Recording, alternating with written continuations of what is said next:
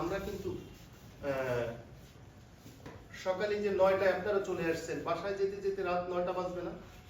হ্যাঁ, তারও বেশি, অনেক সময় তারও বেশি বেজে যাবে। অর্থাৎ পরিবারের এবং যাওয়ার পরে হয়তো 11টা 12টা বাজলো, যাওয়ার পরে কিন্তু ঘুমায় যাবেন। হ্যাঁ, গোসল টোসল করে হয়তো খাওয়া দাওয়া করে বাচ্চা আছে, কারো ওয়াইফ আছে, বাবা মা আছে, আবার সকালবেলায় চলে আসতেছেন। কিন্তু আপনি এই যে 10, 11, 12 ঘন্টা এই সময়টা কিন্তু যে এনভায়রনমেন্টে থাকতেছেন, যে পরিবেশে থাকতেছেন, তাহলে কি আমি তো মনে করি যে আমার ওয়াইফের থেকে আমার আপনাদের ভাবির সাথে আমার যতটা ভালো সম্পর্ক থাকা উচিত, তার থেকে বেশি আমার স্টাফের সঙ্গে থাকা উচিত। কারণ আমি আমার স্টাফদের সঙ্গে, আমার সহকর্মীদের সঙ্গে 12টা ঘন্টা আমি কাটাচ্ছি।